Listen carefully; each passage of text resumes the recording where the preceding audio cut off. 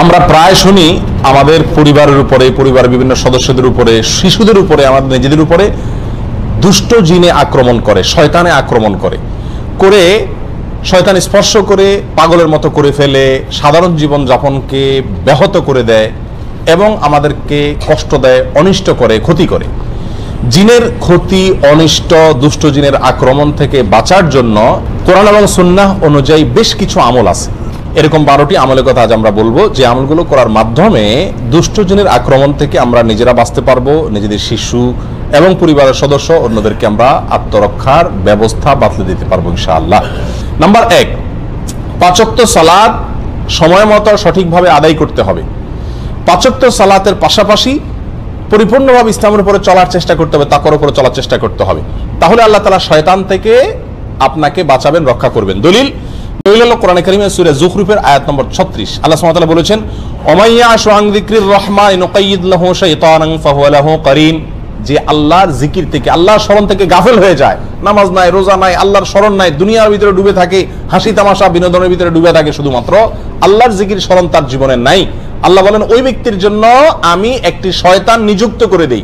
শয়তান আল্লাহই লাগায় দেয়, দুষ্ট জিন আল্লাহই তার পিছনে লাগায় দেয়। ফাহুয়া লাহু কারীন, সে তার সঙ্গেই থাকে একেবারে মৃত্যু পর্যন্ত বা সঠিক রাস্তায় আসার আগ পর্যন্ত। তাহলে আল্লাহর পথে আসলে, 5 ওয়াক্ত সালাত আদায় করলে এবং হক হালালি চলার চেষ্টা করলে আল্লাহ সুবহানাহু ওয়া তাআলা ওই ব্যক্তিকে শয়তানের আক্রমণ থেকে বাঁচাবেন। এছাড়া আপনারা বিখ্যাত একটি হাদিস জানেন, নবী সাল্লাল্লাহু আলাইহি ওয়াসাল্লাম বলেছেন, কেউ যদি রাতে ঘুমায়, শয়তান প্রত্যেকটা ঘুমন্ত ব্যক্তির কপালে 3টা করে গিরা দেয়। শয়তান কি করে? কেউ যদি রাতে ঘুমাতে যায় তো শয়তান ওই ঘুমানো ব্যক্তির কপালে 3টা গিরা দেয়। এই গিরা দেওয়ার উদ্দেশ্য হলো যাতে সে উঠতে না পারে, কারণ শয়তানকে আল্লাহ তাআলা সে পাওয়ার দিয়েছে। তো শারীরিকভাবে তাকে দুর্বল করে ফেলে, অলস করে ফেলে, শরীরকে মেজমেজ করায় দেয়, সে নামাজের জন্য ফজরের সময় উঠার ক্ষমতা যাতে না থাকে। তখন সৎ সাহস করে ইমানি শক্তির বলে বলিয়ান হয়ে যদি কেউ উঠতে পারে, একটা গিরা খুলে যায়, এরপরে ওযু করে নামাজ পড়তে গেলে বাকি গিরাগুলো খুলে যায়। খেয়াল করে দেখবেন যে ফজর নামাজ যদি পড়তে যান, ঘুম থেকে উঠে ওযু করে, শরীরের ভিতরে যে একটা অলসতা ছিল পুরাটাই কেটে যায়, কারণ যে গিরাগুলো সব খুলে গেছে।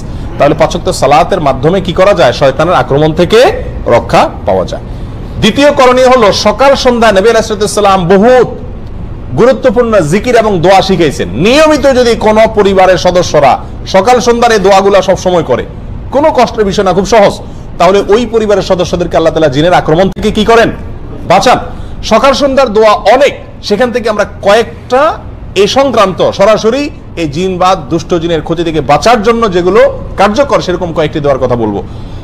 এর ভিতরে একটা দোয়া হলো আউযু বিকালিমাতিল্লাহি তাম্মাতি মিন শাররি মা খালাক, অর্থাৎ আমি আশ্রয় চাই আল্লাহর পূর্ণাঙ্গ কালিমার, পূর্ণাঙ্গ বাক্যের মাধ্যমে আল্লাহ যত সৃষ্টি করেছেন ক্ষতিকর বস্তু, সেগুলোর ক্ষতি থেকে। তাহলে দুষ্ট জিনও আল্লাহর ক্ষতিকর সৃষ্টি, বা সে আমার ক্ষতি করতে পারে, তার ক্ষতি থেকে আল্লাহর কাছে আশ্রয় চাইলাম। এই দোয়াটি যদি 3 বার সকাল এবং সন্ধ্যা পাঠ করে, সহিহ মুসলিম হাদিসে আসছে, আরো অন্য হাদিসের কিতাবে আসছে, আল্লাহ তাআলা সারাদিন সারা রাত ওই ব্যক্তিকে সব ধরনের বস্তুর ক্ষতি থেকে, জিনের দুষ্ট জিনের ক্ষতি থেকে আল্লাহ তাআলা কি করবেন? রক্ষা করবেন। একই দোয়া সফরে গেলে, বিভিন্ন জায়গায়, নতুন কোন জায়গায় গেলেও পড়ার কথা বলা আছে। তাহলে ওই জায়গায় অবস্থানরত জিন বা দুষ্ট কোনো শয়তান আপনাকে কি করতে পারবে না? আক্রমণ করতে পারবে না। আপনার পরিবারকে আল্লাহ বাঁচাবেন। আর এমনি সাধারণ অবস্থাতে দোয়া বেশি বেশি পড়া উচিত, বিশেষ করে বাচ্চাদেরকে দোয়া পড়ে ফু দেওয়া উচিত। আউযু বিকালিমাতিল্লাহি তাম্মাতি মিন শাররি মা খালাক, 3 বার সকাল, 3 বার সন্ধ্যা।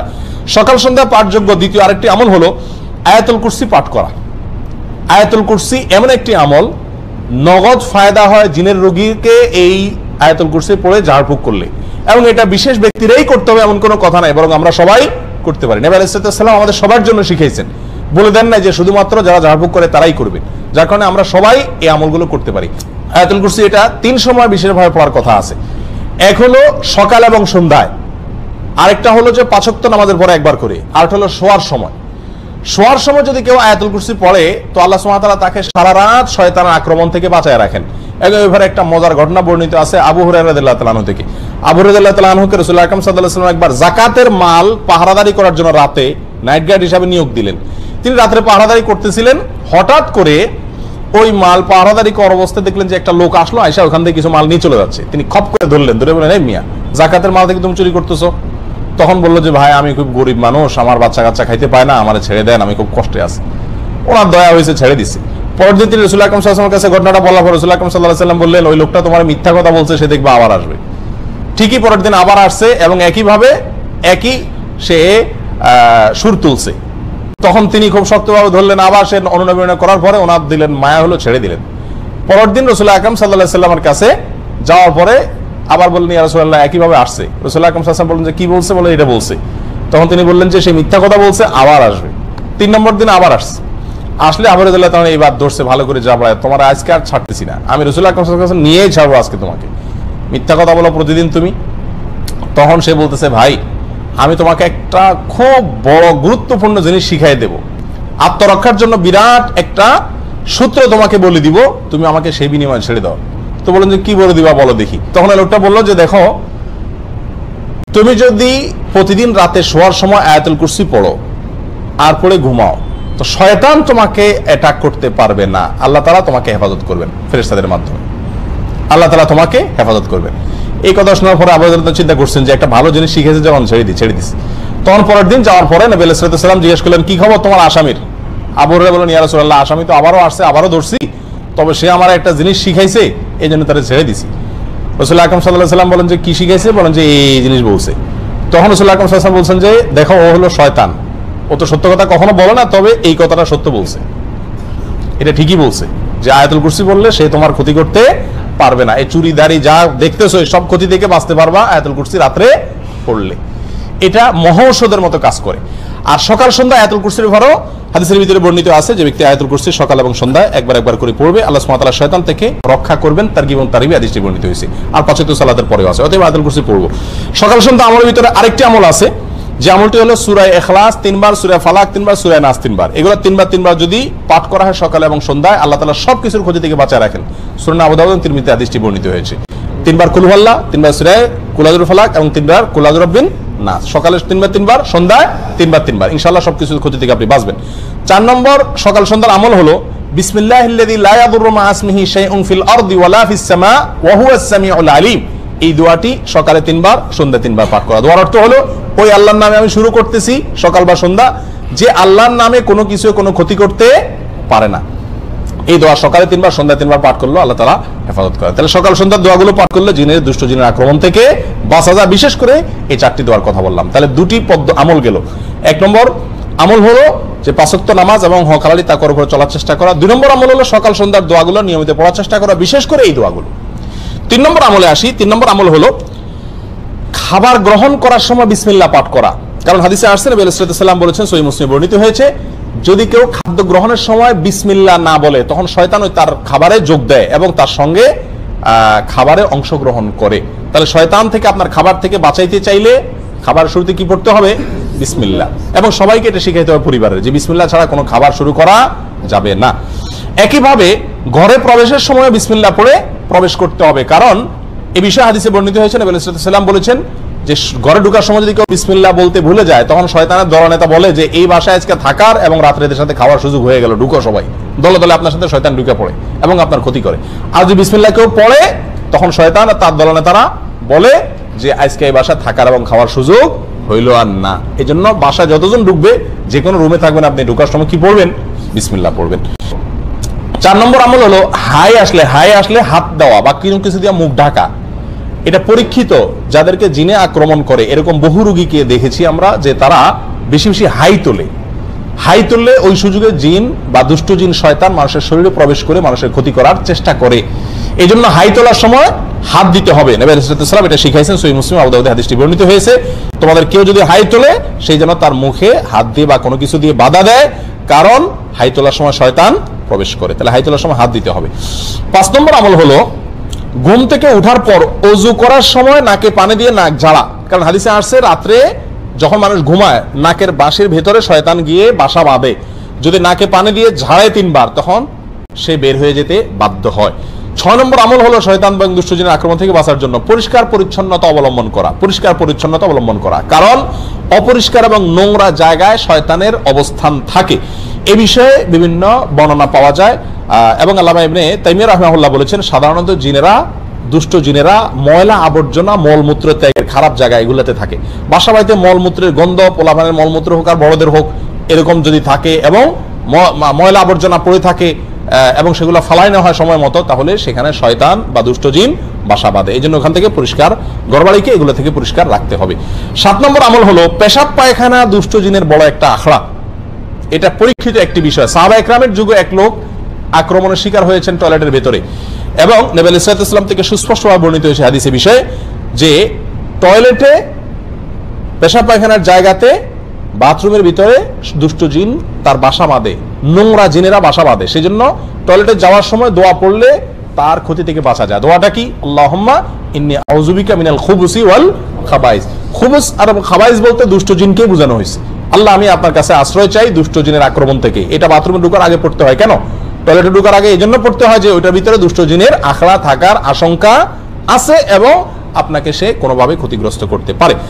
8 নম্বর আমল হলো ঘরে বেশি বেশি কোরআন তেলাওয়াত করা, বিশেষ করে সূরা বাকারা তেলাওয়াত করা। কোরআন তেলাওয়াত আপনারা এই দেশে দেখবেন যে জিনের রোগীদের যারা চিকিৎসা করে, যে সমস্ত ওলামা একরাম ঝাড়ফুঁক করে, তাদের মেইন ঝাড়ফুঁক থাকে কি? কোরআন তেলাওয়াত করে। এবং কোরআন তেলাওয়াত করলে যাদের ভিতরে জিনের সমস্যা আছে এরা পাগলের মতো ছটফট করতে থাকে এবং একটা পর্যায়ে সুস্থ হয়ে যায়।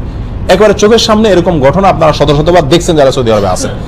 তো কোরআন তেলাওয়াতের আমলের মাধ্যমে দুষ্ট জিন থেকে বাঁচা যায়। ঘরে কোরআন তেলাওয়াতের সিস্টেম চালু রাখতে হবে, নিজেরা না পারলে রেকর্ড করা কোরআন তেলাওয়াত চালু রাখতে হবে, তবুও কোরআন তেলাওয়াতের অভ্যাস ঘরের ভিতরে চালু করতে হবে, বিশেষ করে সূরা বাকারা।